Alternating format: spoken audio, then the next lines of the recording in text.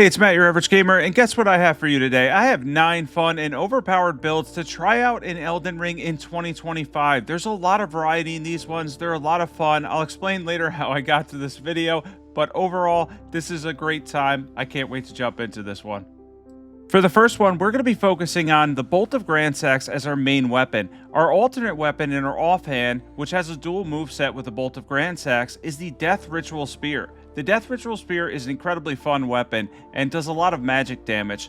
The Ash of War will scale entirely with your intelligence stat, unlike the Bolt of Grandsax, which Ash of War for that is going to scale entirely with your dexterity stat. Lightning on weapons scales with dexterity, and lightning, of course, in incantations is going to scale with your faith stat. When you're running these two, they have a dual moveset. This is, of course, a dex and intelligence build where you can use 2 different spear-like weapons, and honestly, it's a lot of fun. I really enjoyed this one. I didn't really rank these ones in terms of fun. This was one of my favorite ones on the list. Of course, I like a lot of them, though, because these were builds that I was running because the other day, a couple of days ago, I kind of had a long night. I was playing a lot of Elden Ring Nightreign. I don't want to say I was getting burnt out or bored, but basically, long story short, is I just needed a break from it. I decided to go on and play regular Elden Ring. I ended up having a ton of fun playing it. It was really enjoyable. It ended up being a long night where I didn't get much sleep, and I played a lot of Elden Ring. It was really a good time, a great time actually, and it was fun changing it up and trying something different.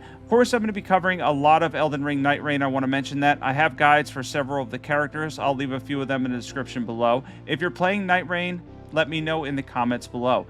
For this, we have the Bolt of Grandsax plus 10, the Death Ritual Spear, preferably plus 10, any seal for buffs. You could check out the armor set here, of course.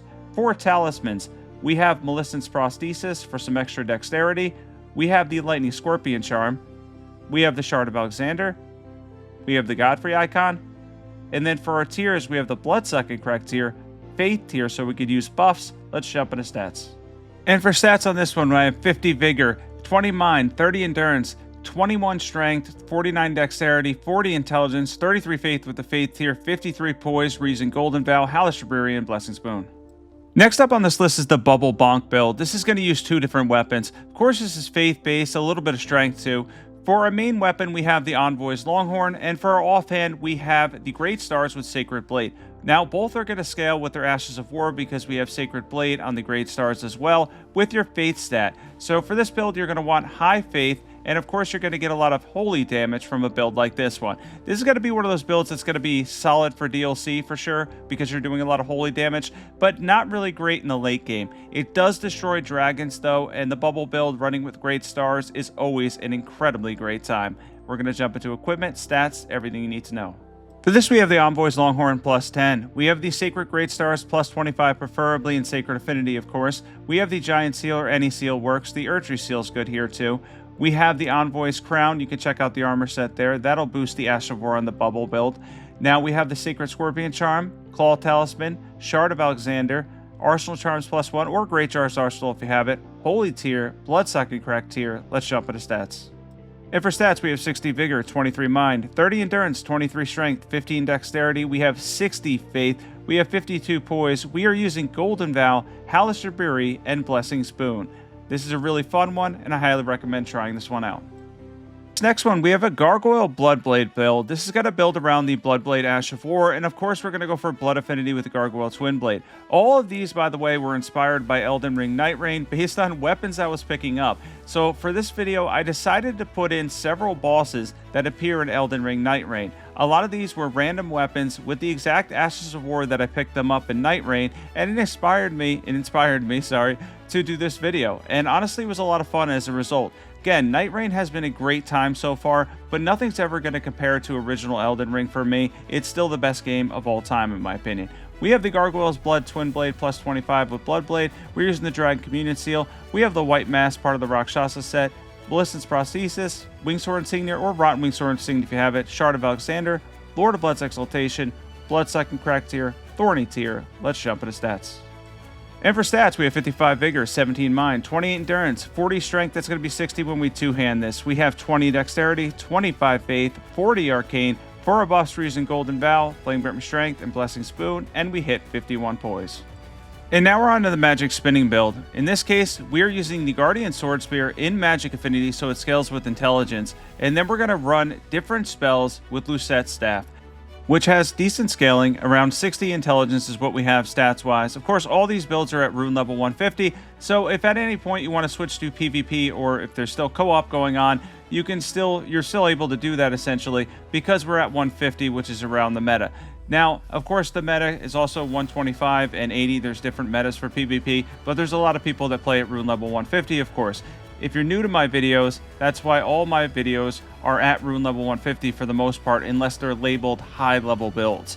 If you want to see more Elden Ring build videos, by the way, definitely comment, like, share, etc. Let me know. Let me know if I still should be making these build videos and build requests and all that stuff. If you're still playing Elden Ring at all, I want to know about it. The more you like, comment, etc., the more chance there is that I'm going to still make regular Elden Ring content. And the only way for me to know that is if you tell me by liking or commenting. And I hope to do more because it is fun. We have the Guardian Sword Spear, Magic Affinity, of course, with Spinning Weapon. We have Lucett's Staff, any silver buffs. You can check out the armor set here. We had 51 poise, I believe, for all of these. We have the Magic Scorpion Charm, Godfrey icon. We have the Shard of Alexander. We have Millicent's Prosthesis. And then we have for our tiers, Bloodsucking Crack tier, Magic tier. Let's jump into stats. And we have 55 Vigor, 21 Mind, 25 Endurance, 17 Strength, 22 Dexterity, 60 Intelligence, 25 Faith. We're using Golden Vow, Flame Grant Me Strength, Blessing's Boon, Glintstone Ice Crag, Comet, and Loretta's Mastery. For this next one, we have a Dagger build, also of course inspired by Elden Nightreign. So for Nightreign, I picked up the Reduvia a lot, along with the regular Dagger, which tends to sometimes have Chilling Mist on it, depending on where you go. So this one was inspired directly by that and does Frost and Bleed build up. Of course, for this build, we are running a Dex and Arcane build. You don't have to use too much intelligence for the scaling and cold affinity on the Dagger. And for the Reduvia, a lot of it is going to scale with Arcane, with a little bit of a Dexterity mixed in there as well. I want to mention too, if you're not subbed yet, don't forget to hit that subscribe button if you want to see more Elden Ring content as well. And if you're playing Elden Ring Nightreign, be sure to comment. The Discord is in the pinned comment below. If you want to get a group together or something, if you're on PC, that's what I'm playing on. Definitely check out the Discord too. And really do comment, let me know, because in the future, especially on Sundays when I tend to have a lot of you guys on, I would love to do more Elden Ring builds, even in mixing in with Elden Ring Nightreign content, of course, because I've been covering that a lot since it's new. We have Reduvia plus 10 preferably, any seal for buffs. We have the Cold Dagger with Chilling Mist. We have the White Mask, and we hit 51 poise. We're actually at 66 here because we're running a Dagger build. It's easier. Lord of Blood's Exaltation, Wingsword Insignia, or Rotten Wingsword Insignia if you have it, it's better. Shard of Alexander, Millicent's Prosthesis, Faith tier, Thorny tier. We're using Moog's Shackle there to stun the boss. Let's talk about stats. And we have 60 Vigor, 17 Mind, 25 Endurance, 12 Strength, 45 Dexterity, 25 Faith. We have 45 Arcane, 15 Intelligence, Golden Vow, Flame Grant Me Strength, Blessing's Boon, and 66 Poise. So for this next clip, this is going to be Faith Claws, but something kind of funny happened. When I went up to the boss, I realized something. I wasn't doing a lot of damage, so I tried to change something real quick, and I end up healing. Of course, that doesn't heal the boss, thankfully. And then I went back at Margit. This is Journey 4, New Game Plus 3, by the way, and tried to do as much damage as possible. But I started to realize very quickly that my damage wasn't that great. Now, with a bunch of hits with the claws, I ended up stacking up 5,000 damage in total, which isn't a ton for some of the builds that I usually do for those that are familiar with my channel. But I was also a little bit confused because for a second there, I thought that my weapon hadn't been upgraded at all. And then when I did that stackable damage and got the blood proc, I was like, well, maybe it is upgraded. Turns out during this clip that my weapon wasn't upgraded, and I still did a ton of damage with this clip, or at least a decent amount, with a weapon that is literally at 0. This is just the Bloodhound Claws. I'm going to show it here and then go over the stats and equipment.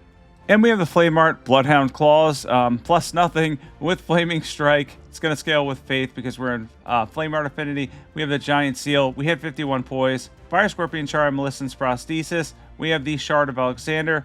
Lord of Blood's Exaltation. It has innate bleed on it that can build up quickly. We have the Flame tier, Thorny tier. We're using Margit Shackle there to stun the boss. Let's talk about stats.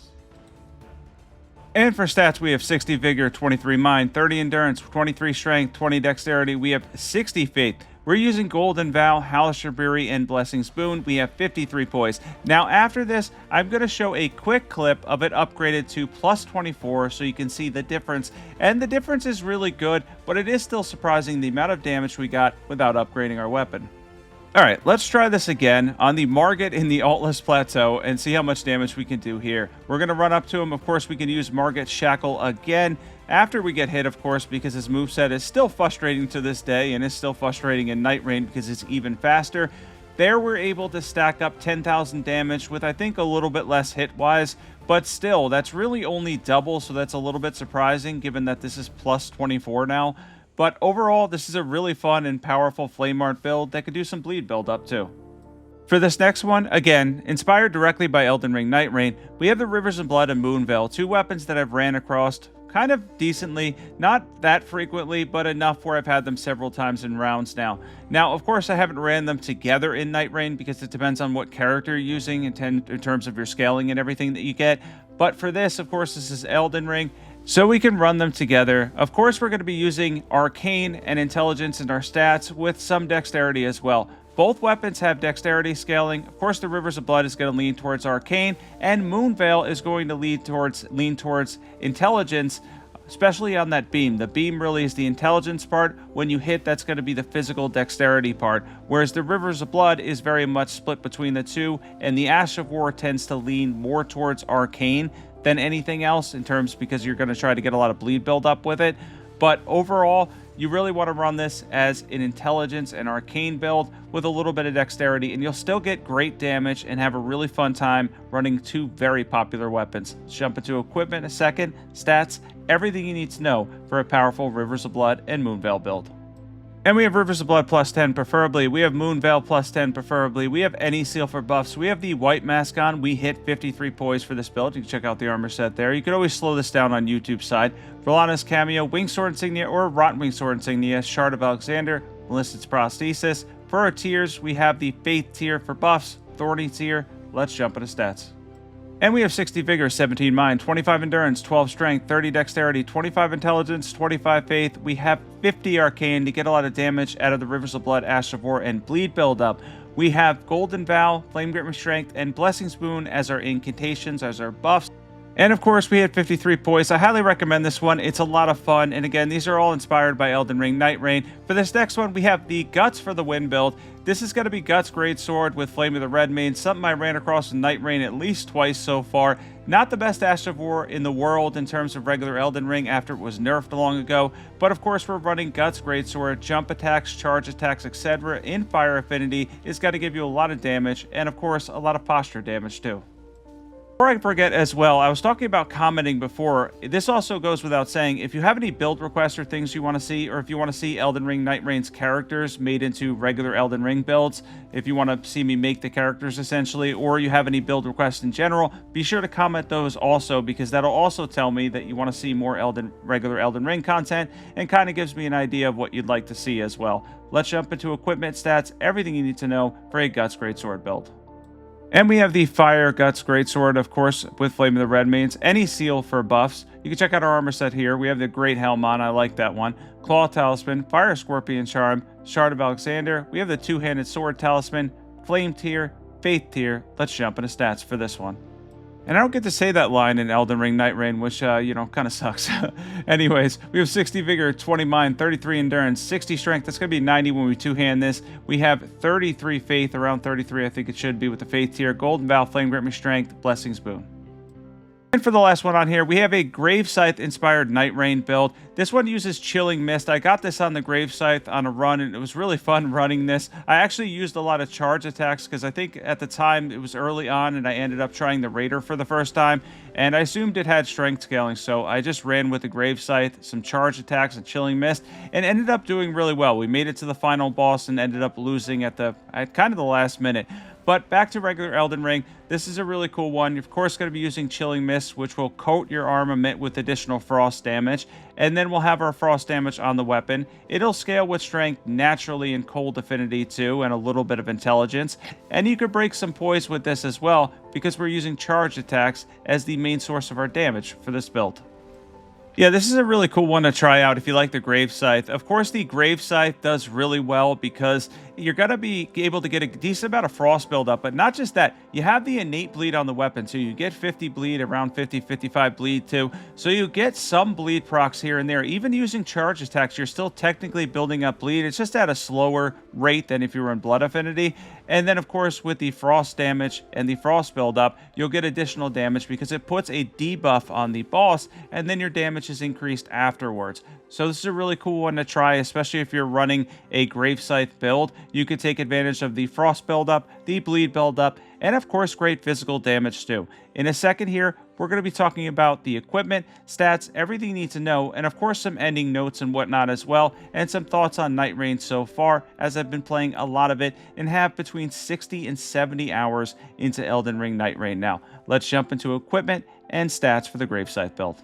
We have the Grave Scythe in Cold Affinity with Chilling Mist. We have any seal for buffs. We have 61 points for this build. We can take a lot of damage too. We're not really using a lot of the Rakshasa set if you notice. Magic Scorpion Charm, Ritual Swords Talisman, Two-Handed Sword Talisman for our charge attacks, Melissan's Prosthesis, Spike Crack Tier, Magic Tier. You can replace the Ritual Sword, by the way, with the Axe Talisman if you want more damage. I just thought about that as I was recording this. 60 Vigor, 22 Mind, 30 Endurance, 50 Strength, 75 when you two-hand this, 20 Intelligence, 25 Faith, Golden Vow, Flame Strength, Blessings Boon. Thanks for watching this one. Thanks for tuning into my top 9 fun and overpowered builds in Elden Ring. I hope you guys enjoyed this. If you did enjoy it, of course, I mentioned this throughout the video. I don't usually ask to comment for people to comment that much, but in this case, it's kind of informative for me to know what to do in the future. I have been enjoying Elden Ring Nightreign. It is a little bit repetitive though, and I have some concerns about the longevity, but if I were to give it a score right now, I'd give it a 7.5 out of 10, and of course, regular Elden Ring is a 10 out of 10. Catch you in the next one.